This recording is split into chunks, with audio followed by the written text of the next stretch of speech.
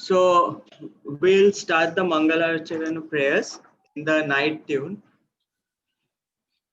Om Jnanatimirandasya Jnananjana चक्षुरुन्मीलितं येन तस्मै श्रीगुरवे नमः. Please sing together. Om Jnanatimirandasya Jnananjanashalakaya Chakshurunmilitam Yena Tasmai Shri Gurave Namaha.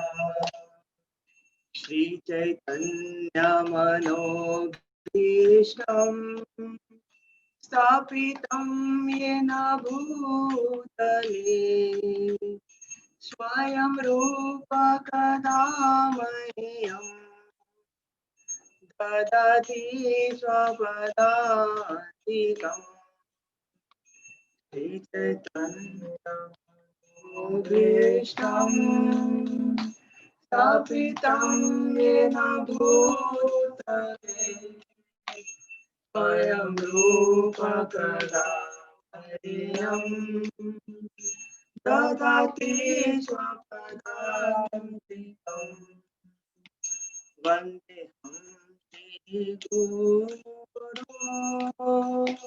Shri Uttapadaamalam Shri Guru Vaishnavamsha Shri Rupam Sagrajatam Sahagana Raghunathanvitam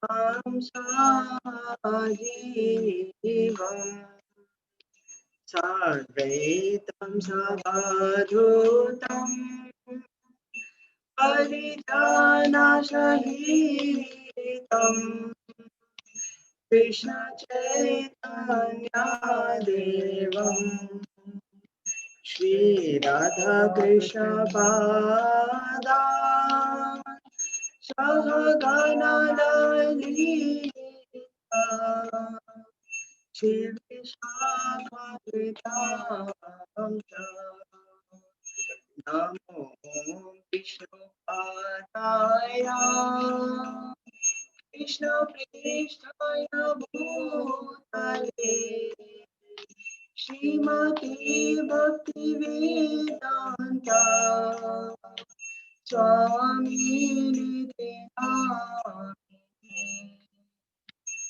Namaste Saraswati Devi Gauravani Pracharine Nirvishesha Shunyavadi Ashadashadari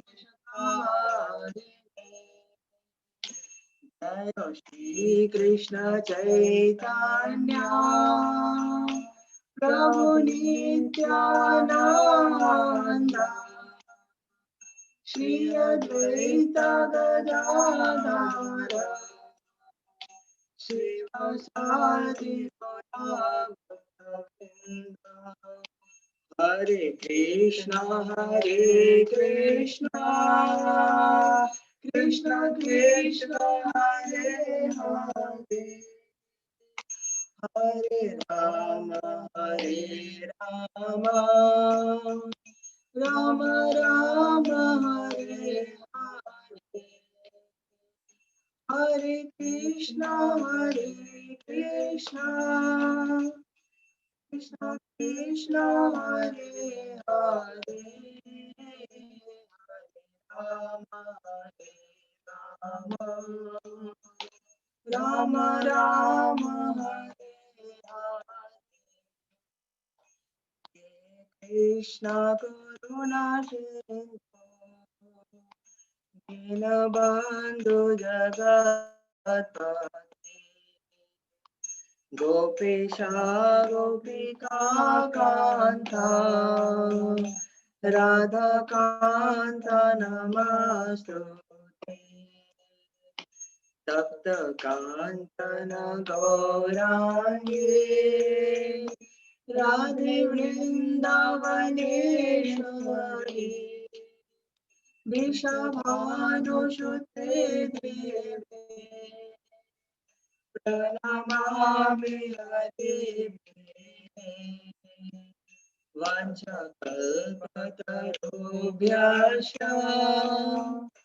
कृपासिन्धुभ्य एव च पतितानां पावनेभ्यो वैष्णवेभ्यो नमो नमः। ॐ नमो भगवते वासुदेवाय। ॐ नमो भगवते वासुदेवाय। ॐ नमो भगवते वासुदेवाय। नारायणं नमस्कृत्य नरं चैव नरोत्तमं देवीं सरस्वतीं व्यासं ततो जयमुदीरयेत्। नष्टप्रायेषु अभद्रेषु नित्यं भागवत सेवया भगवते उत्तमा श्लोके भक्तिर्भवति नैष्टिकी। कृष्णाय वासुदेवाय देवकी नंदनाय च नन्दगोपकुमाराय गोविन्दाय नमो नमः। Hare Krishna. Welcome you all for this special Life of Devotion lecture, and it will be an humble attempt from my side to present the teachings of our predecessor acharyas. And at my age, without much experience or realization, just with some minute kind of knowledge, I know there will be inadequacies, so please forgive me for that a priori. And as Srila Prabhupada starts Srimad Bhagavatam saying Tadvag Visargo Janataga Viplava Yashmin Prati Shlokam Avadya Vadyapi Namani Ananta Shesham Gitani Chinvanti Grinanti Gayanti Sadhava. So even if it is improperly composed, the message is right. And since the message is coming in a disciplic succession, so kindly hear the message and forgive me for all inadequacies. So with this, with the respect of all Vaishnavas, Vaishnavis, sadhus, babas, sons, and all other esteemed people in the audience, I would like to start the presentation. So you can keep yourself unmuted, just as the case in my lectures. I would want it to be more interactive, and there will be certain sections where you need to put so lot of focus. Keep your notebook ready because I've listed the points. You can use this for your future, and there will be other sections where you can just listen because it's just some stories or some other things. So I'll start sharing the PPT now. वो computer sound कैसे share होता है? Hare Krishna. I can't hear anyone. Yeah, come. Okay. Okay, you can keep your videos on. So slideshow. Yeah, slideshow कहाँ है? This one. Okay. So this is basically today's topic. Struggling with anathas. So here are some solutions to get rid of them. So what we'll mainly discuss is what is definition of anathas.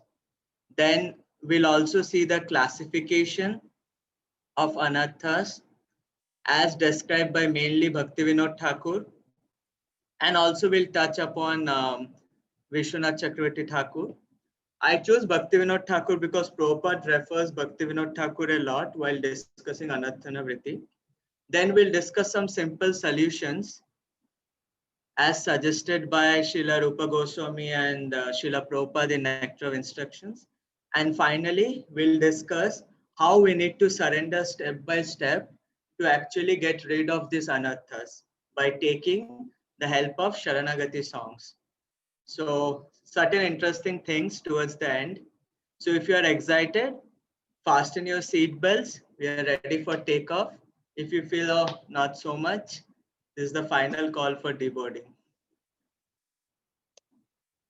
So,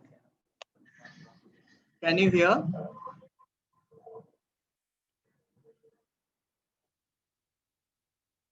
Yes, Prabhuji, we can hear you.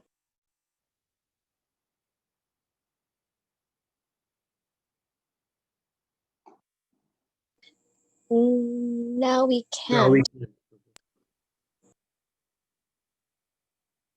Oh, you're playing a sound on the PowerPoint. We cannot hear that. Yeah, we cannot hear it, Prabhu.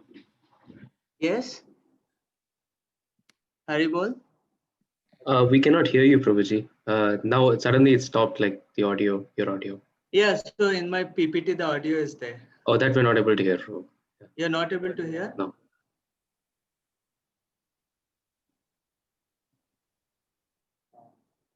Suman Prabhu, can you? There's a button that you can share computer sound. Perhaps that's it. Yes. So let's first offer our humble obeisances to Bhaktivinoda Thakur, whose teachings will follow today. So I was just playing, so I don't know. Is it clear now?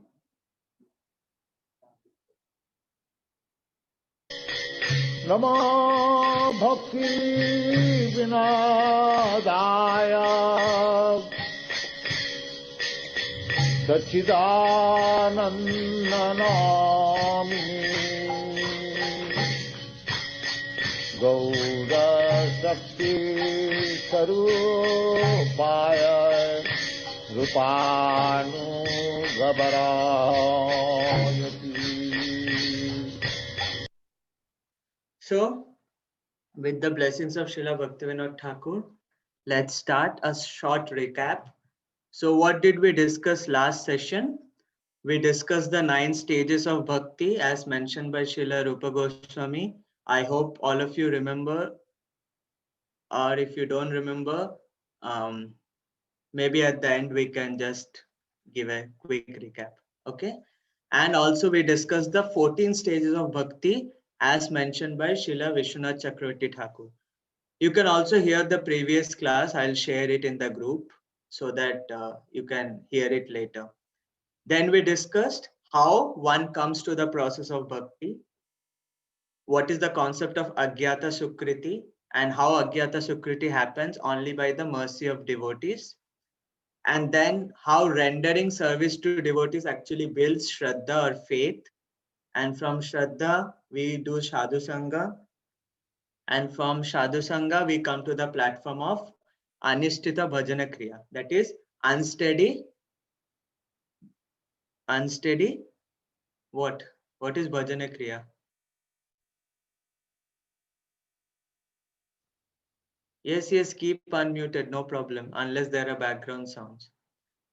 So, unsteady execution of sadhana bhakti. Okay, like hearing, chanting, but not steady, unsteady.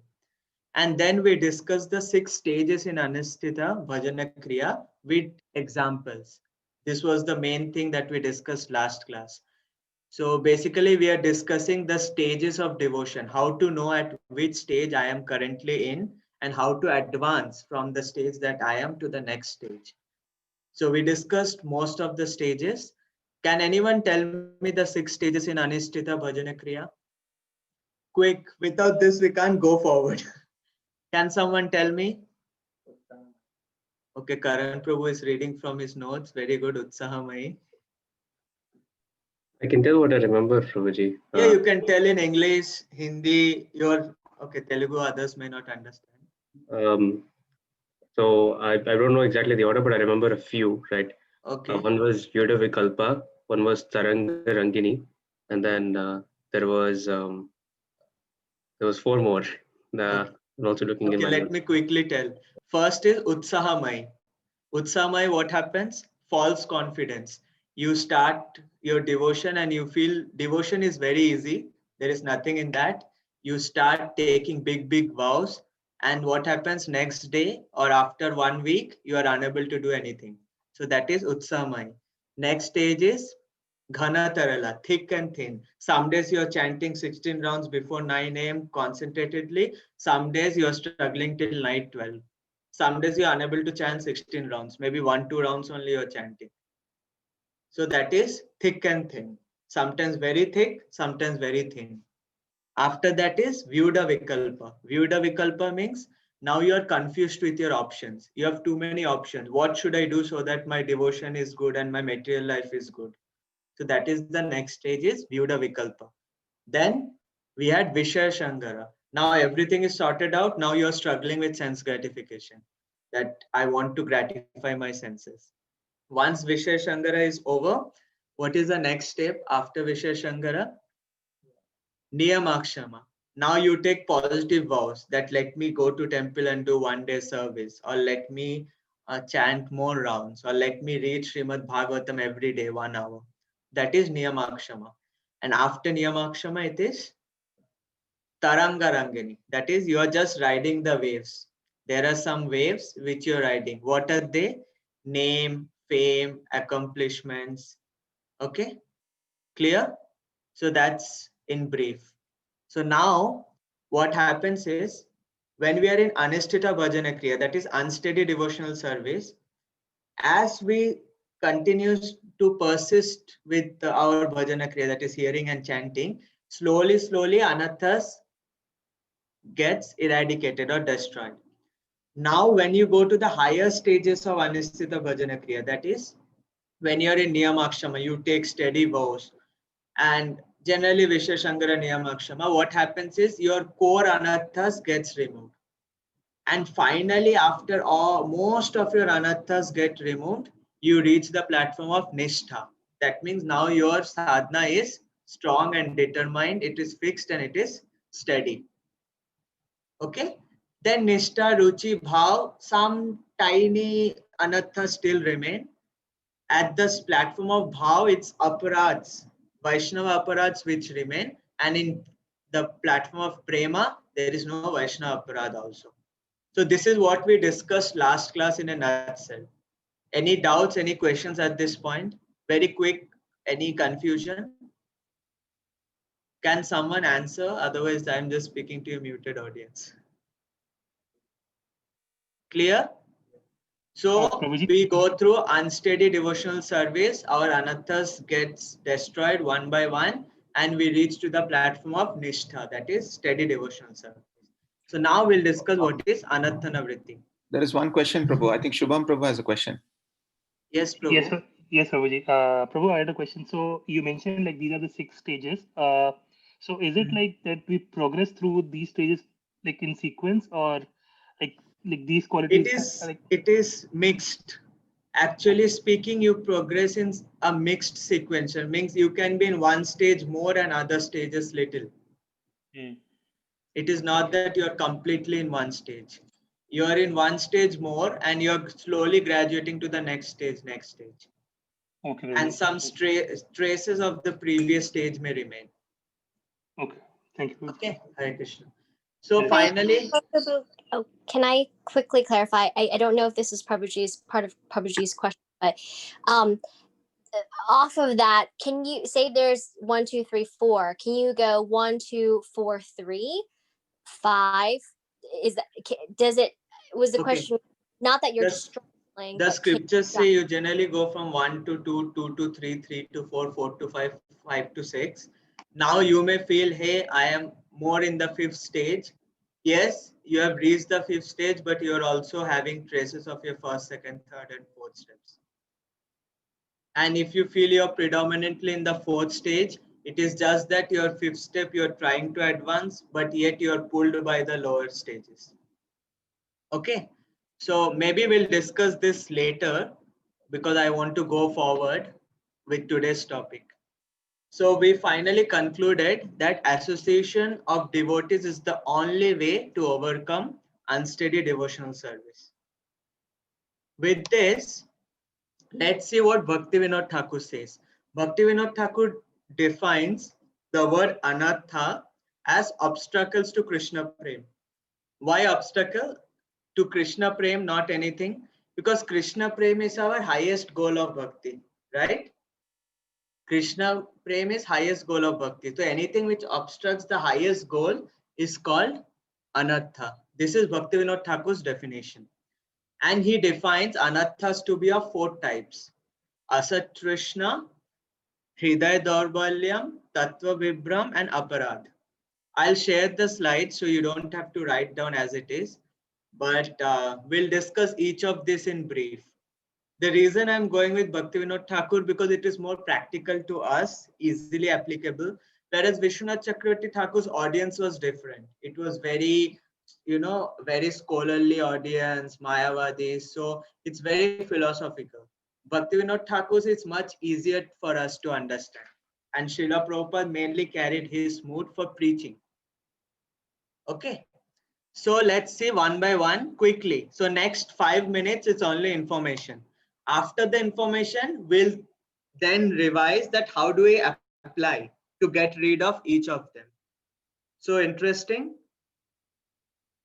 Be clear. Okay. Be clear at every step. If you have any confusion, just raise your hand or pen down your question. We'll take at the end of the class. All contradictions, everything. Okay. So first one is Asat Trishna. Asat means, Sat means eternal.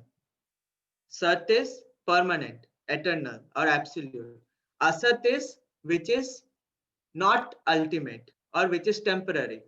Trishna means, Hindi में होता है ना Trishna मतलब पानी पीने का इच्छा, right? Thirst. So you are having a thirst for temporary impermanent objects. So what are those?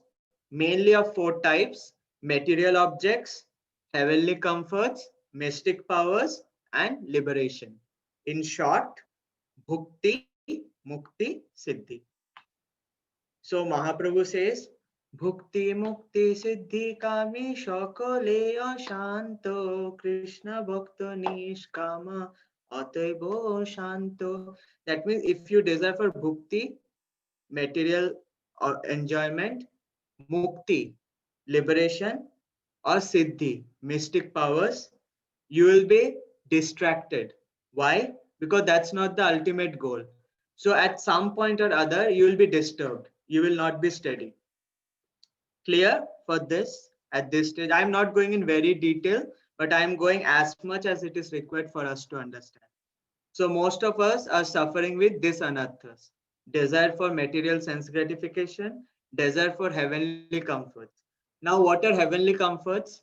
I'll tell you one short example. All of you know Shyamanand Prabhu. So, okay, at least sometimes some of you respond here, otherwise I feel too bored. So all of you know Shyamanand Prabhu. So once I was walking with Shyamanand Prabhu and going to one subway, and he was sharing his realization. He was telling, Sumon, this New York City looks like heaven for someone who is coming from an Indian village. Compared to Indian village, New York City, there is opulence of everything. All best comforts, everything you have. So it's just like heaven. So, even aspiring within this material world for very high things is kind of heavenly comforts. So one who is from an Indian village coming to New York City, the way it seems for him, similarly for us, going to heaven is of that comparison. So you can understand. Mystic powers, yes, all of us wants to do Jadoo, very famous Jadoo. And Jugaad is also mystic, kuch Jugaad karke, Jadoo Jugaad karna. And then liberation. Vaishnava even doesn't want liberation also. Vaishnava doesn't care for liberation. He wants to serve Krishna. That's his ultimate motto. So that's why these are obstacles to Krishna Prem.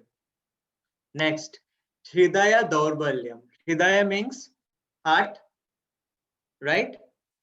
Daurbalyam means weakness. So why this heart is weak? Because we are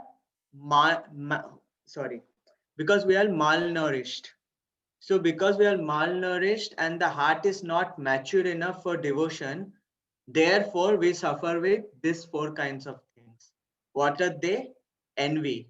Because the heart is not conducive for Krishna consciousness, we have what is called envy. We have desire for fame.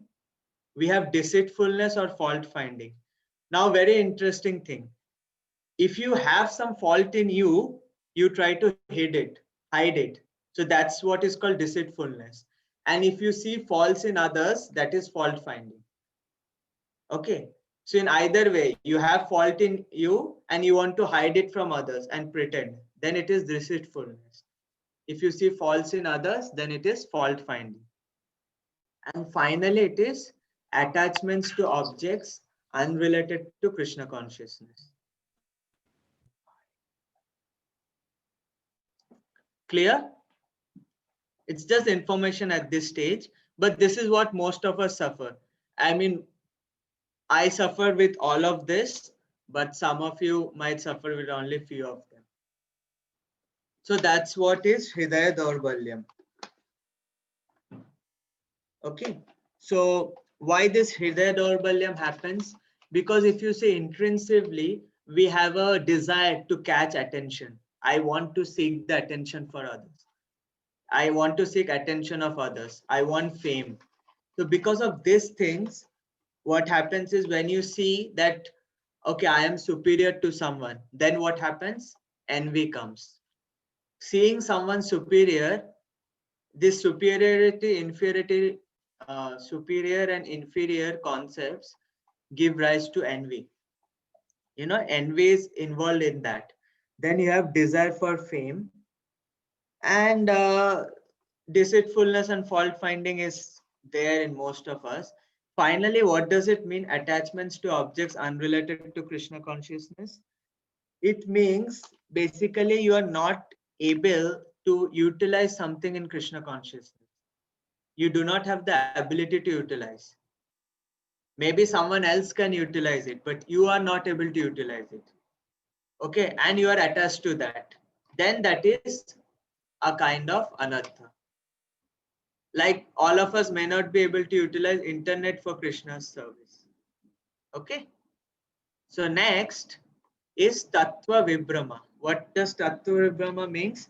Improper understanding of the scriptures or the tattvas or the subject matters. So am I going too fast? Is it okay or should I slow down the speed? All of you can talk, keep your videos on and you can talk. It's okay, right? Speed? Yes, fine. सुनाई नहीं दे रहा विनय प्रभु को. हरि बोल. Hari bol. It's fine, Prabhuji. That's what I Okay. said. Yeah. So what are the Tattva Vibrama? Tattva means subject matter. Vibrama means bhram ho gaya. Deluded means improper understanding of the subject matters. So what are the four things? First one is called Swatattva Vibrama. Swatattva means misidentifying one's own identity. Now what is your own identity? Quick, can someone tell me? Servant of the Lord. Yes, our actual identity is Jivero Swarupoy Krishnero Nityadas. That is the actual identity. So we might understand, but we don't act. We think, oh, I am the body. In fact, many devotees don't think I am the body, but they think I am the mind. So understanding is lacking. You might know the knowledge, but you don't understand it. So then it is misunderstanding one's own identity. Next is Paratattva Vibrama. Para is Supreme Lord. So what is Paratattva? Can someone guess?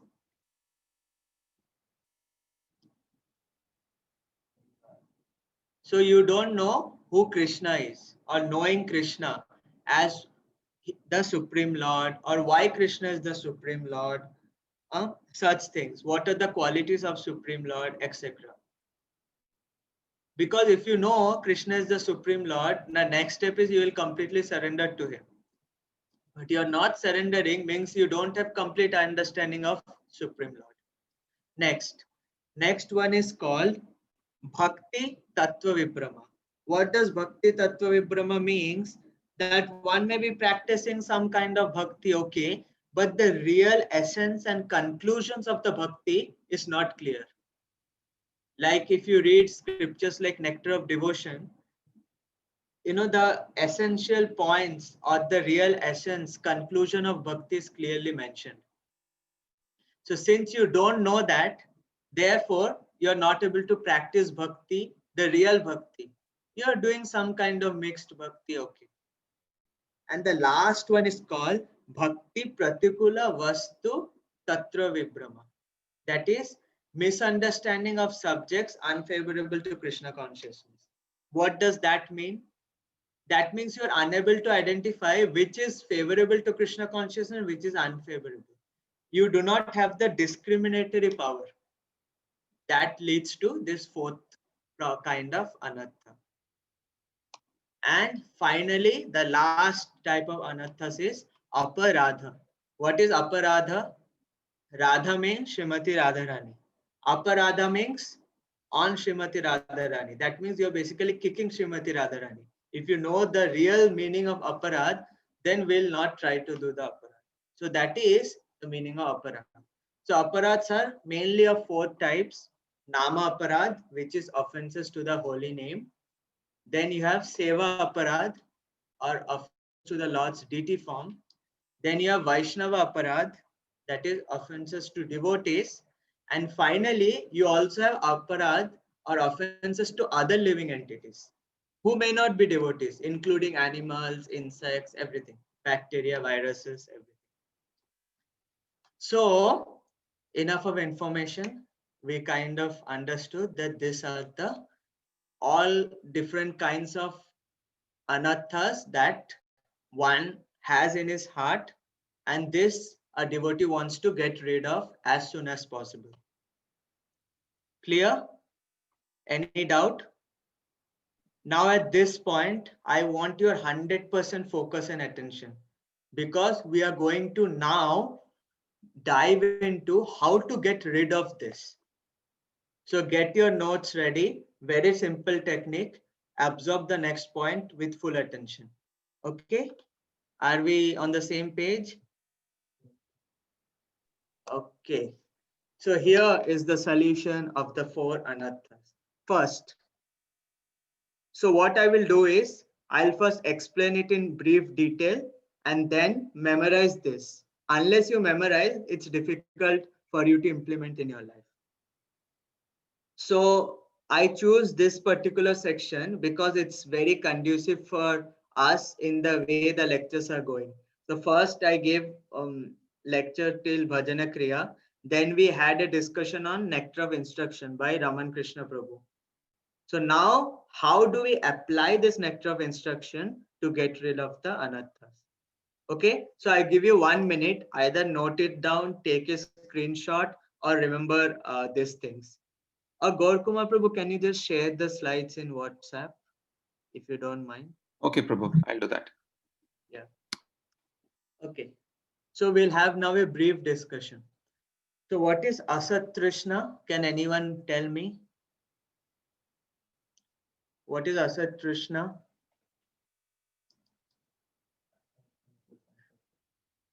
Come on. Someone speak up.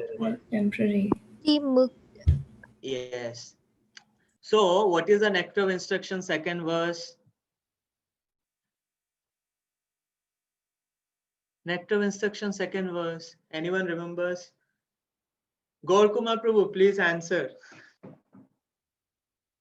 We can go faster. What is Nectar of Instruction second verse? Karan Prabhu. Come on, no one remembers.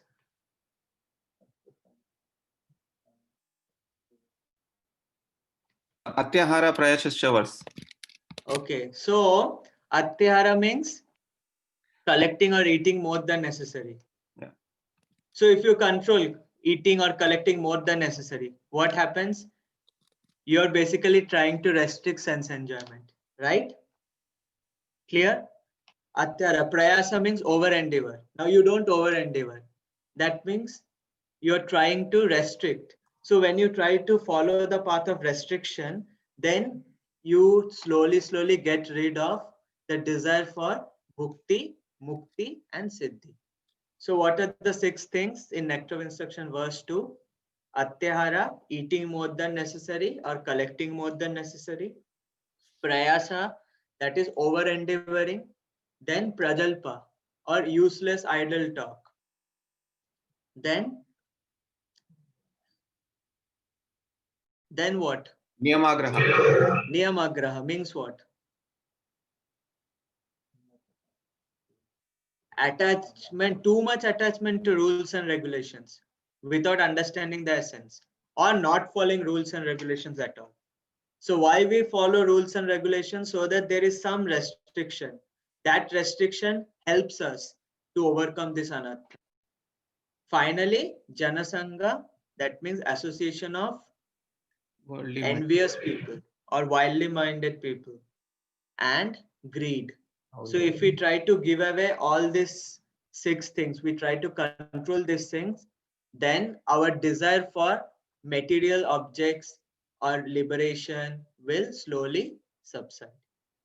Next, Hridaya Daurbalyam, that is weakness of heart. What were the 4 things in weakness of heart?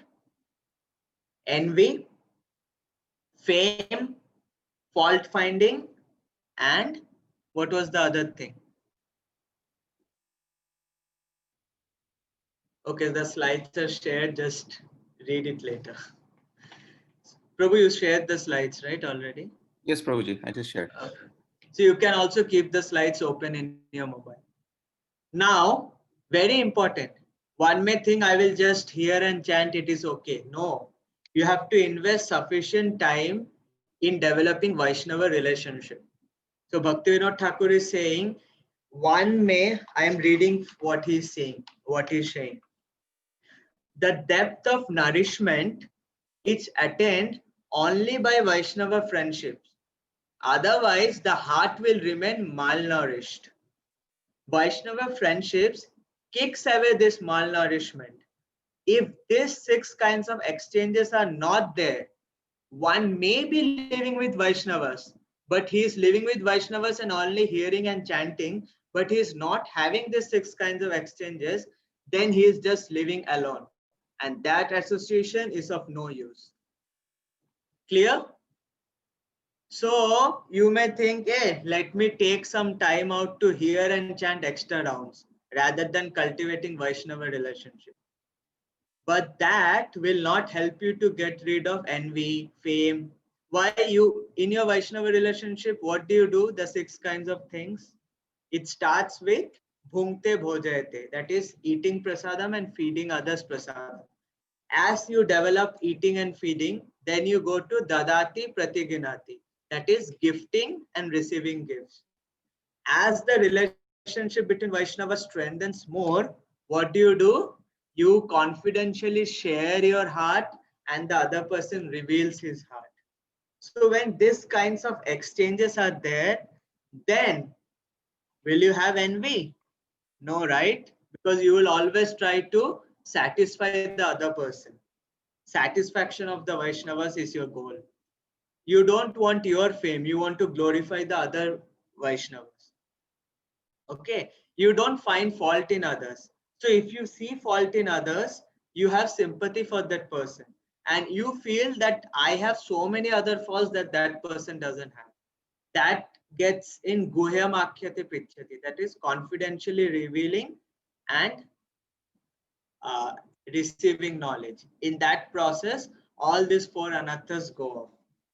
So Bhaktivinoda Thakur is saying in one class, okay, one may take time out to invest in hearing and chanting, but if one underestimates the importance of Vaishnava relationships, for example, one may roll chapatis for Vaishnavas to feed him, but one may think, hey, why should I roll chapatis? Instead, I'll chant 4 rounds. That time I'm wasting in rolling 4 chapatis for him. Let him cook and eat on his own. Some other person will do. That will not nourish our heart. Okay, so therefore, very important is to cultivate Vaishnava relationship through the 6 things that is mentioned in verse 4. Next, Tattva Vibhrama, improper understanding of the subject matter. How and why it happens? Because our surrender and chastity to Guru, Sadhu and Shastra is not strong. If we are properly surrendered and we hear with attention, then slowly our understandings become clear. Okay? We don't have to go to Google Acharya and Wikiguru for understanding the tattvas. Instead, we should be very chastised. You know what's the meaning of chastity? Most of you know, so I don't have to repeat. You should be chastised to your guru. Having that chastity that a wife has to his husband, same chastity you should have to Guru, Sadhu and Shastra. Okay? And finally, how do you avoid kicking Srimati Radharani's feet? This is something which helps me when I think I'm doing an aparadh, or maybe after the aparadh, is by following the first verse of Nectar of Instruction. That is controlling Vacho Vegam Manasa Krodha Vegam Diva Vegam Udarupastha Vegam Etan Veganya Vishahita Dhira Sarvanapi Mam Prithivim Shashishyat. Okay, so you control your urge to speak. Just by controlling your speech, you can prevent so many offenses. Just by keeping silent or speaking maturely, you can prevent so many offenses that you commit against, especially devotees. Right? Second, Manasa Krodha Vegam. You think in your mind, you are unable to control your mind. What happens? Eventually, what is there in mind comes out through actions. Right? Krodh. Just because you're not able to control your anger, you blurt out something, some Vaishnav gets offended, or some other living entity gets offended. And next, I need not say, for the sake of eating, satisfaction of bellies and genitals, all kinds of crimes goes on in this world. Whether it is rape, whether it is, struggle for, for the need of food, that is satisfaction of belly and genitals, what not people do. So if one can control the 6 urges, one's tendency or desire to offend either the holy name, the deity, the devotees, or any other living entities would be minimized. Clear? This was my most important part of today's discussion. I wanted this point to get into your brains. So if I get at least some people showing a thumbs up, I want to go forward. Clear? So all of you are very clear with this point. So I'm very happy.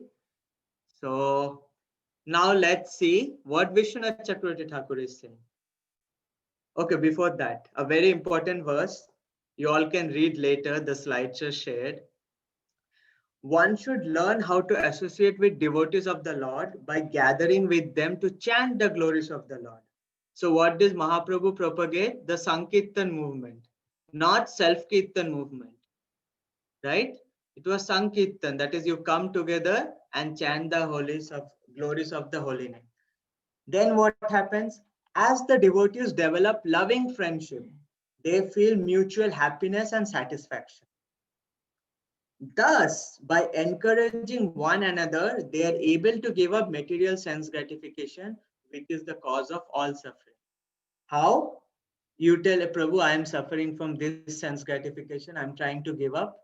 You are not having attachment for this. Whereas the other devotee reveals. And then you tell, I also had this problem, but this is how I gave up. So this is a very important verse and one of my favorite sections from Uddhav Gita. And are you seeing the importance of the verse? It is being said, first you start doing Sankirtan, then develop loving friendship by gifting, by gifting and receiving gifts, by feeding others and honoring prasadam. And slowly, when you reveal your heart, then the desire for material sense gratification goes away. So the commentaries are given here by different acharyas. The slides are shared with you. I will also post it at the end in the Zoom chat. You can read it in your free time. So Vishwanath Chakravarti Thakur, interestingly, describes anathas as unwanted desires. Bhaktivinoda Thakur tells, what does Bhaktivinoda Thakur say anathas to be? Obstacles to Krishna Prem. Obstacles to Krishna Prem. फिर कोई नहीं दिखेगा ना. I want the slides here and the display. Whereas Vishwanath Chakravarti Thakur says it to be unwanted desires. Now, what are the main 6 unwanted desires that we have? Can anyone say what are the main 6 kinds of unwanted desires? Come on, someone. Lust, anger, greed, envy. Yes, yeah, Kama, Krodha, Moha, Mada, Matsarya. In Bengali or in Sanskrit is Kamaha, Krodhaha, Lobhaha, Moha, Madaha and Matsarya. What is that? Lust, anger, greed, illusion, pride, and envy. So all the other 6 things, all the other 5 things, lust, anger, greed, pride, they all can be diverted to use it for Krishna's service. But envy cannot be used in Krishna's service in the material form that it is known. In the spiritual world, there is something called spiritual envy. And Srila Prabhupada, in one of his lectures, encouraged that one should have spiritual envy. What is spiritual envy? That so and so devotee is able to do so much, I am unable to do. I want to do just like that devotee to please Krishna, not to pull the other devotee down, not to compete with him. My competition with him is that I want to be like him to please Krishna. That is spiritual envy. And Srila Prabhupada told that kind of competition is encouraged, not pulling other person down, which is the material envy. Material envy means you feel jealous. Oh, this person is doing more than me, I should pull him down. Spiritual envy, oh, he is doing more. Wow, I am so happy that he is doing more. But Lord, I also want to do this for you. Clear? Okay. So that is mainly the first kind of anatta, which is called duskritotha. That means those coming from past sinful activities. Second kind of anatta is sukritotha. What is sukritotha? Anattas coming from pious deeds. Now you may tell, hey, how can anattas come from pious deeds? I'll give you an example. Let's say you are born in a very pious South Indian family. Sorry, don't get offended, those who are South Indians here. But let's say your mother, some Vaishnava comes to your house and someone tells, hey, I have the maha of that Vaishnava or the dust from the lotus feet. The staunch Brahmanas who are grown up in pious family won't accept that. Will tell, what? Jhuta of someone else? How can we take that? You know, one is brought in a pious upbringing, but devotion and piety are 2 different things. Last class we discussed there are 3 kinds of piety. One is bhakti unmukha sukriti, that is devotional piety. One is material piety, like you give charity, open hospitals, you develop piety. Third is mukti unmukha piety, that is piety which helps you to get liberated. So here the other 2 pieties is a cause for distraction of bhakti. So Mahaprabhu is saying, Bhakta pada doli, bhakta pada jal, bhakta bhukta avasheshati namahabal. That is bhakta pada doli. If you want very fast advancement, you should take the dust of the lotus feet of Vaishnavas on your head. First important thing. Second, bhakta pada jal. Wash the feet of the Vaishnavas and drink that water. Relish the taste of that water. And third, bhakta bhukta avashesh, that is the leftover food that is left by the Vaishnavas, or in simpler terms, the remnants of the food eaten by the Vaishnavas. If you take these 3 things, then Mahabal, this is the strongest thing required for advancement in spiritual life. So clear the second kind of anatta.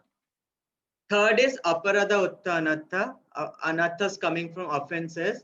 This is a big topic in itself. You know all the 10 offenses to the holy name. We can give lectures on that, but I'm just cutting it over here. And the last one is Bhakti Utta Anathas. This is Anathas coming from improper understanding of Bhakti. This is basically Taranga Rangini. What is Taranga Rangini? After some time when you are steady, you take nice vows, then devotees say, wow, what a nice devotee you are. Huh? Praise, glorification. With that glorification, you get carried away. You're thinking, wow, see, all are praising me. I'm such a nice devotee. So you can sometimes get carried away in devotion also. So that is called Bhakti Uttana. Okay. So, well, why is this not working now? So anathas coming from previous sinful activities, anathas from pious activities, anathas from offenses. These are the three kind of classification. Remember, seva aparads are not counted as offenses when you chant the holy name. So I have given a note. You can read this note. The acharyas have discerned that seva aparads do not have any effect because it is nullified by chanting the holy name or by recitation of the aparada shrota mantras, which you do after DT service for those who do, because they have the power to cancel the seva aparads. Okay, so if you do some, there are many limbs of bhakti, 64 limbs of bhakti. You might not be able to do some of them very nicely, so don't worry. Focus should be more on chanting the holy name. Then other limbs, even if you're not able to execute because of time, place, circumstances, you're forgiven. But if you have the opportunity and knowingly you neglect, then it is kicking Radharani's head. Sorry, I'm little strong, but this helps me. That aparad means Radhe ke upar, upper. So the main offense that we do is sadhu ninda, and what is the cause? Asat sangha, association of non-devotee. Why? Because if you are in an association of non-devotees, we appreciate their qualities, our frequencies matches with them. Then if we see devotees, our frequency doesn't match. So then we start offending them. Clear? So what is the rectification of Vaishnava Aparad? Very important. I just wanted to discuss this before moving to the next section. If by chance this offense occurs, then what should one do? One should repent. Oh, I am such a low class person. I have committed an offense to the saintly person. This is the first step, is remorse. Don't lament. There is a difference between repentance and lamentance. Lamentation means you feel, oh, everything by me, and then you go down. You don't feel interest to do anything. Repentance means you feel bad and then you take to the right path. That is called repentance. And you take with more sincerity. You do bhakti with more sincerity. That is repentance. Feeling remorseful and doing with more sincerity. Not the other thing is called lamentation, which Arjuna was doing. Okay. Second step is you should go to the Vaishnava, fall at his feet, offer him obeisances, and glorify him. Anything else? I'm missing some other things. I wanted someone else to tell me, because this is a very important topic discussed very frequently. So what else? Forgiveness, begging forgiveness. Yes. So in Harinam Chintamani, Bhaktivinoda Thakur says, you should clasp the lotus feet of the Vaishnava and not leave him till he forgives. Don't do this now, practically. But that should be our mood. And then take the remnants, take the dust of his lotus feet and wash his lotus feet. This is for senior Vaishnavas. Okay. And the third one is, sometimes the offense is so grievous that the Vaishnava's anger does not subside. In such situation, this is the verdict of the Shastra. Don't do it immediately. We have to see in which context it is broken. But to prevent that offense, one should give up everything and take full shelter of the holy name.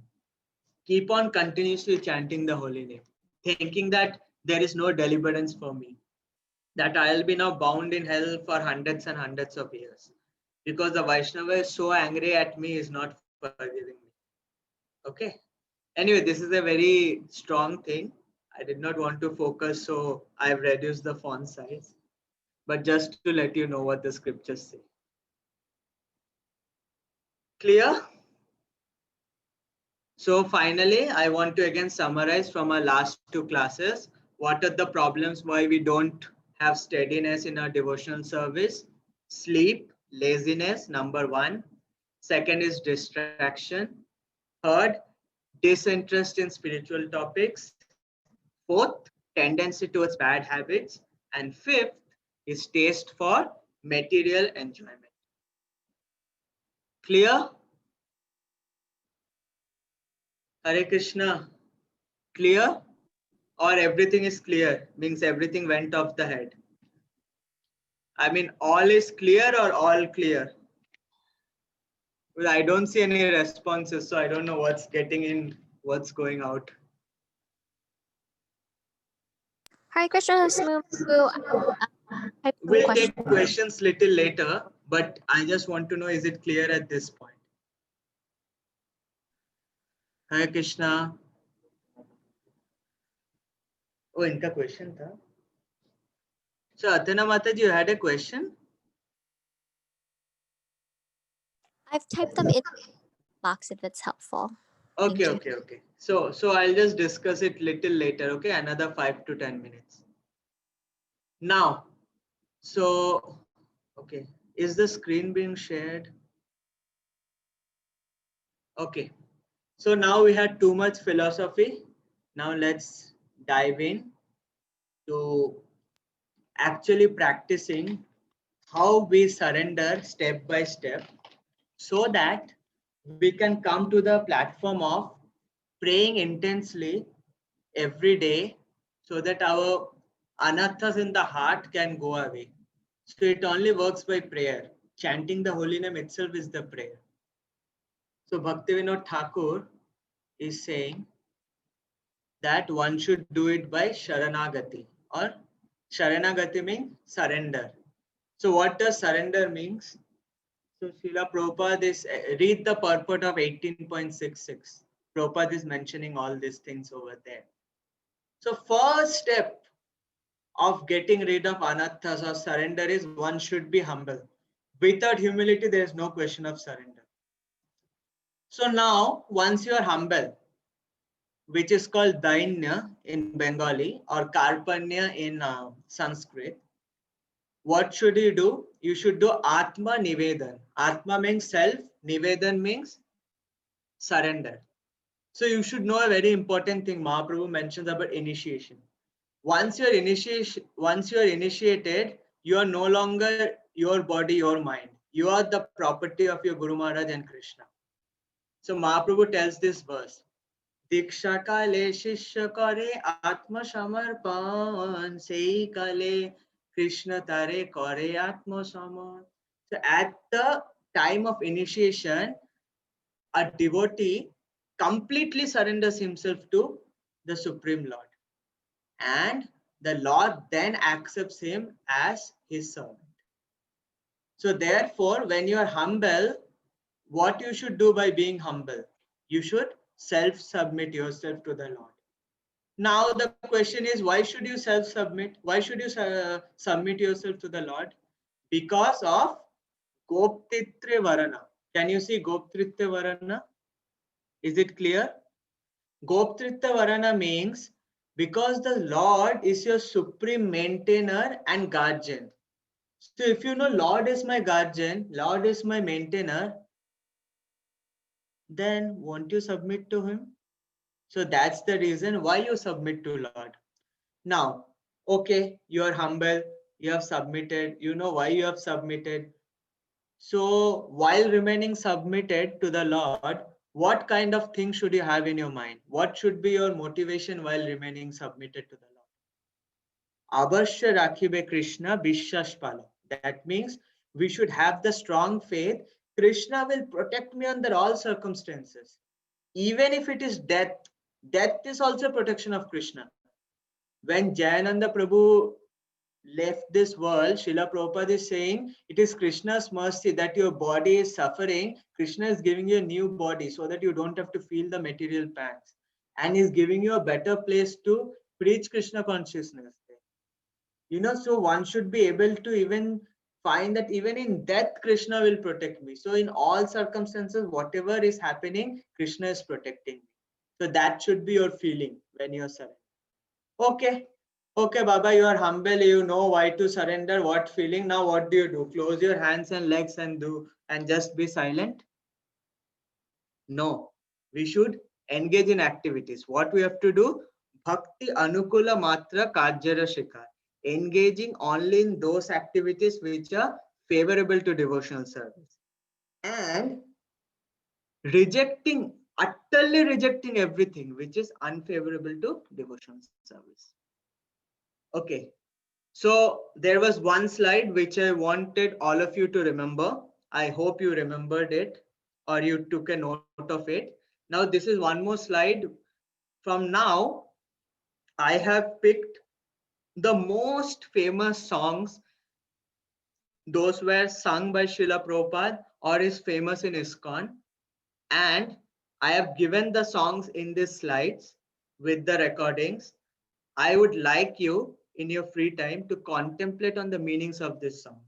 So I'll do a quick slideshow where you under each of these categories, which song is there, and then in your free time, you either sing this song and contemplate the meaning of the song. Is it okay? So after all this philosophy, for the next 10 minutes, we are going to immerse in Kirtan and then we'll take questions and answers. All are on the same page? Clear? Come on. So let's get into deep immersion, because we are ultimately praying with a lot of remorselessness. Now you should know these songs Bhaktivinoda Thakur is not writing for himself. He is telling us the mood that we should cultivate. Clear? Let's start. So this is what Srila Prabhupada is mentioning in Bhagavad Gita 18.66. Anukulyasya sankalpa pratikulyasya varjanam rakshishyati ti vishvaso goptriti varanam tatha atmanikshepa karpanne shadvida sharanagati. This is Sanskrit. I explained what Bhaktivinoda Thakur is telling in Bengali. It's the same thing. Okay, so this is the introduction. So I will play the song slightly. You please contemplate on the English meanings. Okay. So every song I'll just play for 1 to 2 minutes to show you the actual tune in which it is composed. So these are called Prarthana. So all of you know Hindi, right? Prarthana means deep prayer. So you don't sing these songs like ecstatic mood or in different tunes. So these songs have been composed, like Bengalis have something called poetic, a different kind of poetic note. So these songs are composed on that scale. Now you can sing in your own tune, no problem, but the mood should be prayerful. Okay. So here, if you see, all these 6 things are mentioned. Dainya, Atma Nivedan, Goptitya Varan. Is my cursor visible to you? Avashya Rakhibe Krishna Vishwas Palan. So I'll just play the tune. Meanwhile, please read the English translation. Are you able to hear?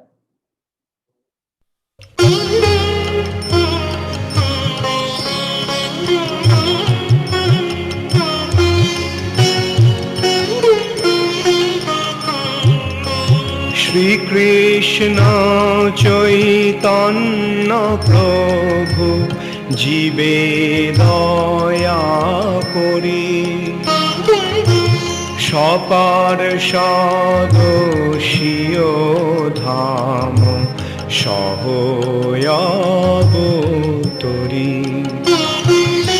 Shri Krishna Chaitanya Prabhu Jibe Daya Kori Shapar Shadoshiyo Dham Shaho.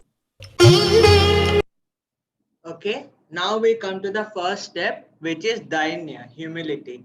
This is what Raghunath Das Goswami is doing, falling at the lotus feet. So what does humility mean? So I have selected very nice songs which Prabhupada used to sing, which is relevant to us because we are on the scientific platform.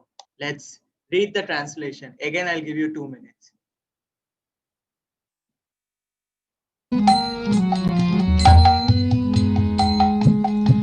বিদ্যার বিলাসে কাটাইনু কাল পরম সাহসে আমি বিদ্যার বিলাসে কাটাইনু কাল পরম সাহসে আমি তোমার চরণ না ভজিনু কভু তোমার চরণ না ভজিনু কভু এখনো শরণ তুমি এখনো শরণ তুমি বিদ্যার বিলাসে কাটাইনু কাল পরম। Next song is, now we are just telling, oh my God, how sinful I am. You know, you're praying to the Lord that you have all these anathas. Again, read the translation. This is sung by Srila Prabhupada very nicely. So these two songs are coming under humility. So what does humility mean? You know, we hear so many terms, but here Bhaktivinoda Thakur is actually representing what humility means.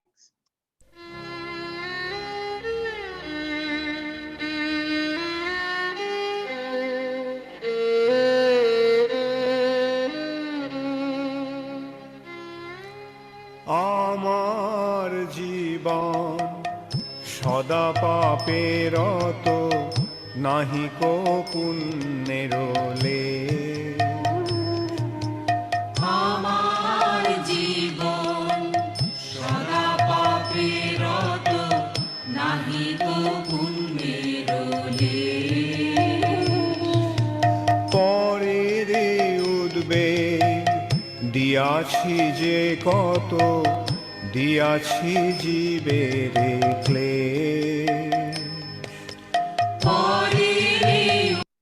Done?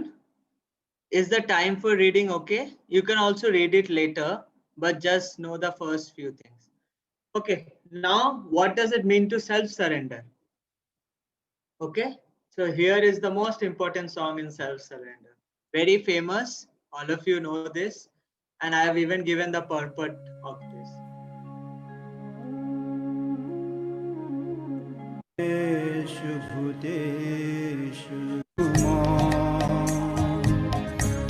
मानस देह गेह ज्योतिषु अर्पिलु दुया पदे Nand Kishore. Can someone guess who is singing this?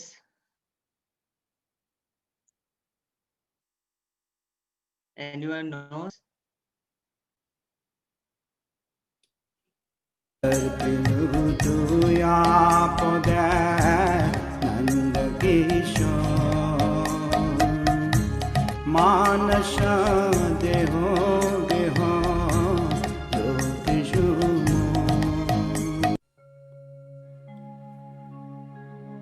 Bhakti Swarup Damodar Maharaj, who was a scientist himself.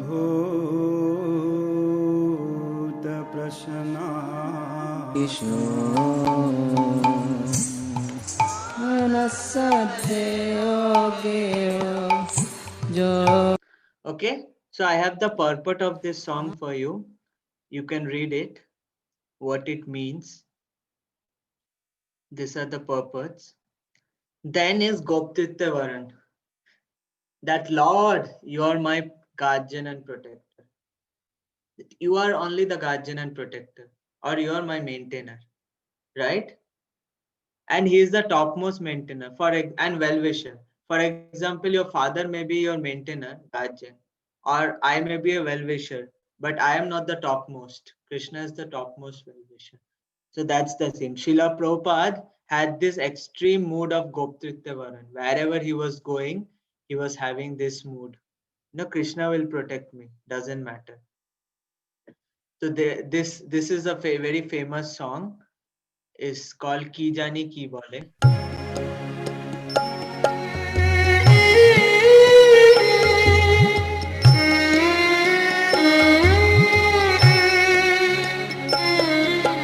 কি জানি কি বলে তোমার ধামেতে হইনু শরণাগত।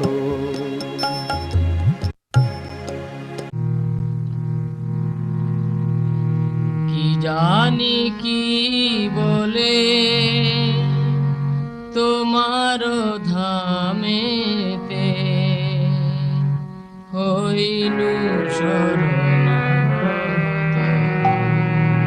কি জানি। So this is the translation. I'm just skipping now for time constraints. You can read this. I've just compiled it for myself. Next is Tumi Sarveshwareshwari. That is Lord, you are everything. Okay, this is the last thing. Can anyone guess who is this? তুমি সর্বেশ্বরেশ্বর ব্রজেন্দ্র কুমার তুমি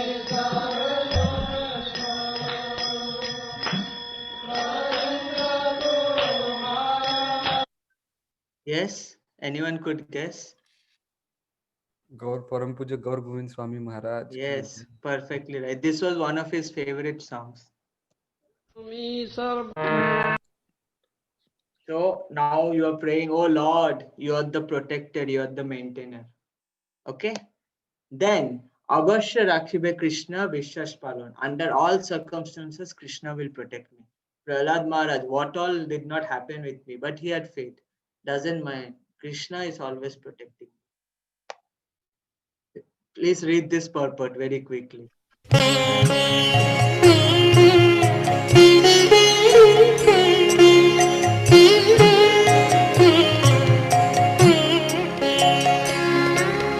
তুমি তোমারি বেজারে কে তারে রাখিতে পারে তব ইচ্ছা বশ ত্রিভুবন।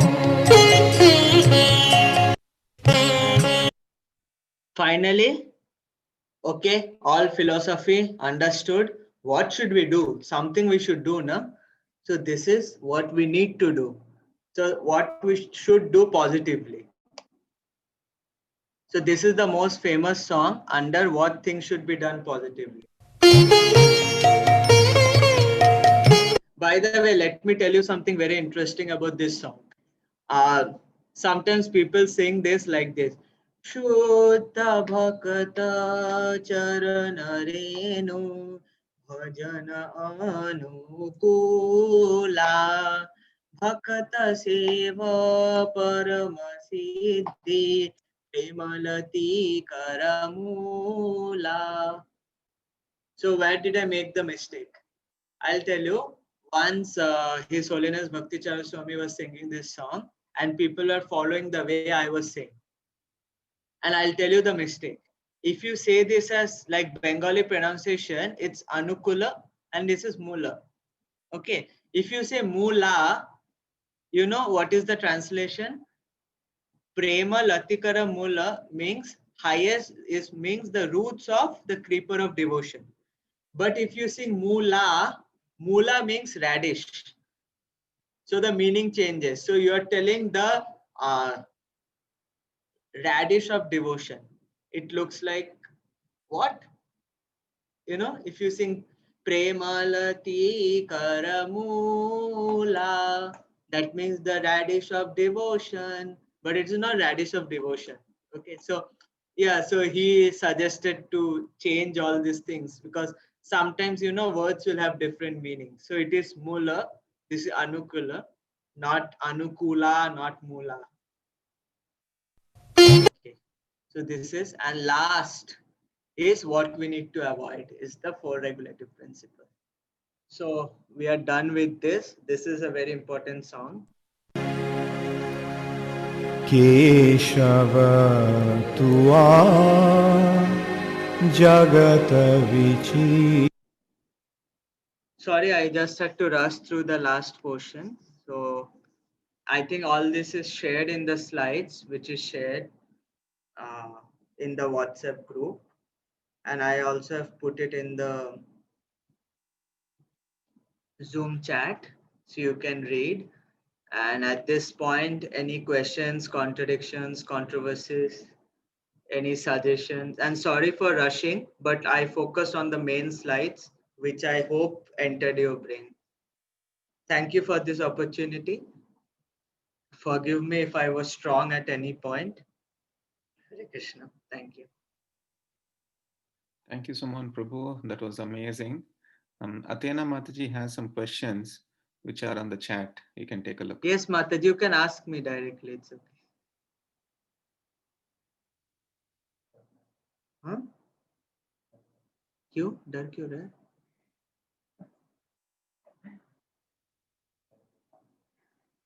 Seeking pleasure.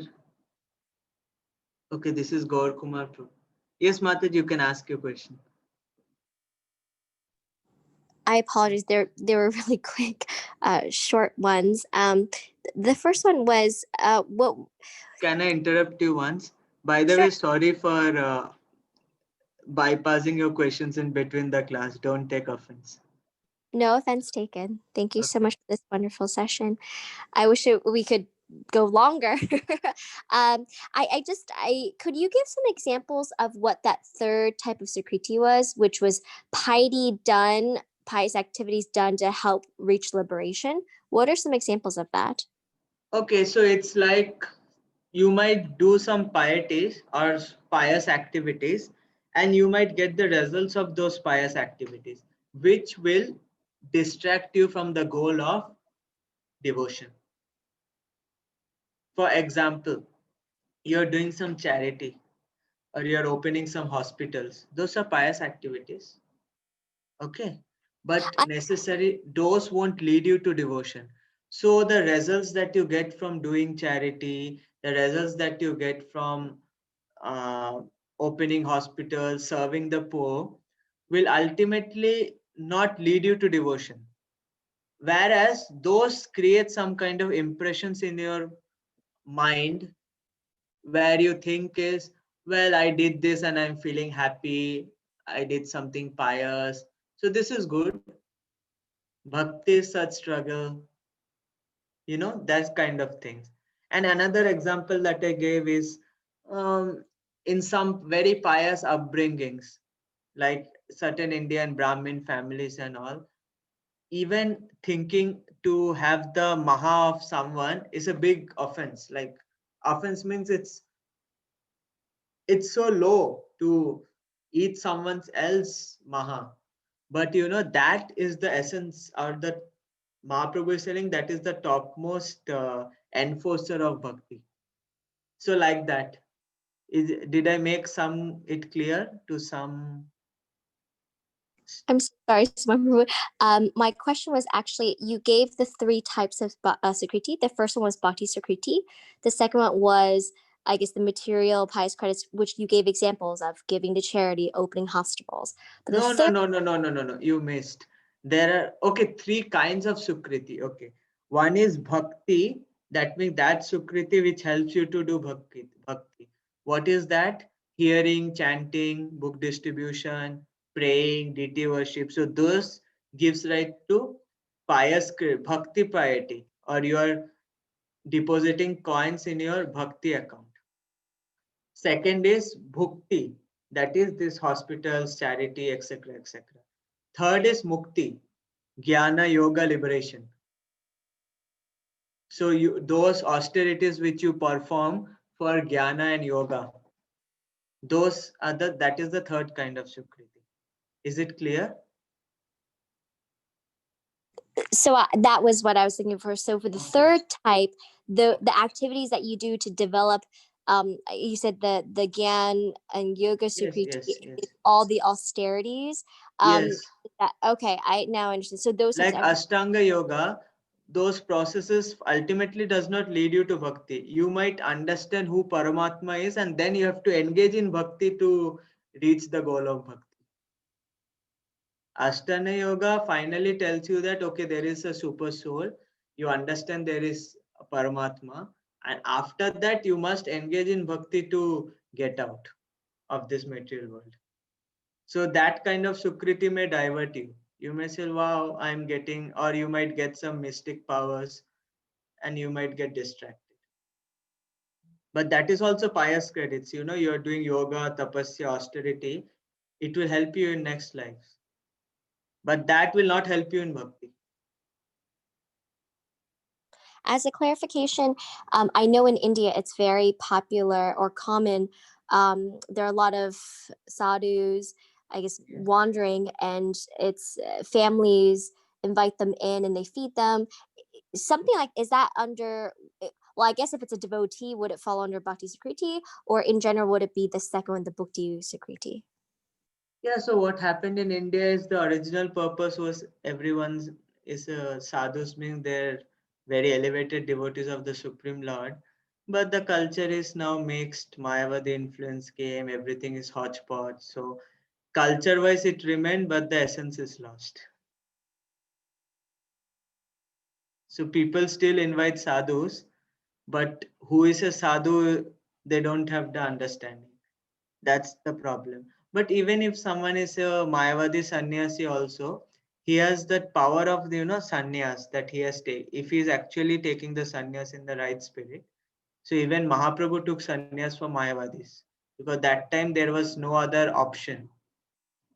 So even Mayavadi sannyasis, they're following the path of an analytical study, and then they also follow this path of jnana. So to some extent, they also have some tapasya things. It is good, but that doesn't give rise to bhakti. So in one sense, you are right. The Sukriti is more bhukti or mukti.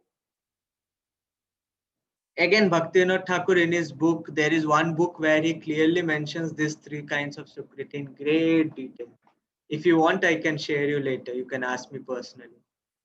Okay. Hare Krishna. Thank you. My next question, unless others want to ask questions, I had two more, if that's Yeah, okay. if it's very quick, yes. I just want to clarify when you were talking about Seva Aparad, and then it's okay because the Aparad is washed out by chanting the holy name. Yes. Specifically, Seva Aparad, is that only related to deity worship Seva, or any and all kind of Seva? Read Nectar of Instructions, the 64 limbs of Seva and the different kind of Seva Prats, it's mentioned over there. Okay. Nectar of Devotion. I don't remember the chapter. Gaur Kumar Prabhu, can you help me? So all the Seva Prats are listed there. So you can, it's listed like number one, this, number two, this, number three, this. So once you read that, you will understand because it's difficult to describe all of them. No, that's Okay, Mataji. Sorry, I'm giving you too much homework. I should have done this. Forgive me. No, that's so helpful. Thank you so much for clarifying. And then lastly, you had mentioned it was in the small text that one has to take shelter in the holy name, and I'm only asking, is that just a very specific take shelter in the holy name, or can one take shelter of Krishna through prayers and or just surrendering Okay. to Very Krishna? important question. Yeah. Whatever anga of devotional service that you do in Kali Yuga, ultimately it is accompanied by name, holy name. For example, you're hearing, what you're hearing? You're hearing the holy name. Srimad Bhagavatam, what is it? It is holy names only of the Lord. Glorification of the Lord, Kirtanam. You're doing book distribution. You're basically doing Kirtanam of the Lord, right? That's why it is called Sankirtan. Okay, you are doing deity worship. You chant all those prayers. What is that? The name of the Lord.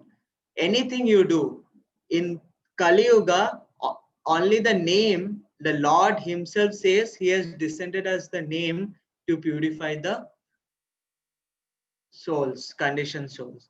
And that's why Mahaprabhu had to come to preach the name. Everything, any activity of devotion you do is accompanied by Prayasi Smaranam. What is Smaranam? Remembering. What you're remembering? You're remembering Krishna. When you say Krishna, it is the name, right? You're remembering Krishna. So it is name. Any activity you take in Kali Yuga, whether it is Archanam, whether it is Vandanam, offering prayers, Pada Sevanam, every time you chant prayers, you chant names of the Lord. So ultimately it is the name which is manifesting itself in different forms. Even when you see DT, what do you say? Oh Radha Mullidhar, oh Radha Govinda. Name of the Lord, Radha Govinda, Radha Mullidhar. So in that way, in Kali Yuga, everywhere it is the name which is manifesting itself in different ways. And you are taking, ultimately that's why you're taking shelter of the name only. All other sampradayas also, Sri Sampradaya, whatever sampradaya it is, they are taking shelter of name only. So Krishna is non-different from his name. And once you know the name, once you realize the name, then only you can realize the form. So it goes like name, form, qualities, then past time. Nama, Rupa, Guna, Leela. So after name you have realized, then you realize form, then you realize qualities, and then past times. So it's the holy name which, and the deity is meant to develop your taste for the holy name. That's why it is to a neophyte stage, one does deity worship. So you are chanting Krishna, but you don't know how Krishna, what is Krishna. So he manifests in kind of deities. Okay, so I am accepting your service in this form. So that's one of the ways of reciprocating. But ultimately, it's the name in Kali Yuga, which is the recommended process, and it's the manifestation of name in everything. So there is a verse in Chaitanya Charitamrita. এক কৃষ্ণ নাম করে সর্ব পাপের সয় নববিতা ভক্তিপূর্ণ নাম হইতে হয়. That is,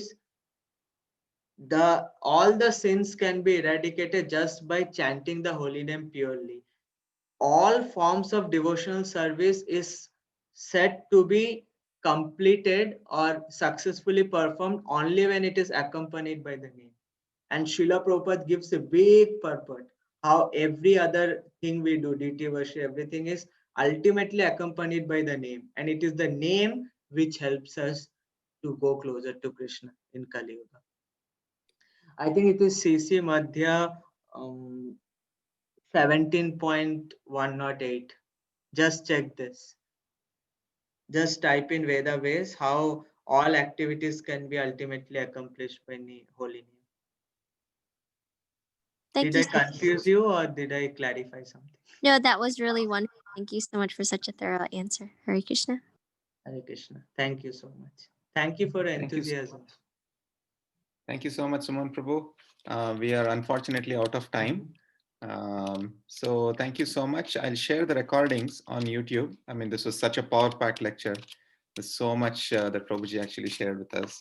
So thank you, Prabhu. So next.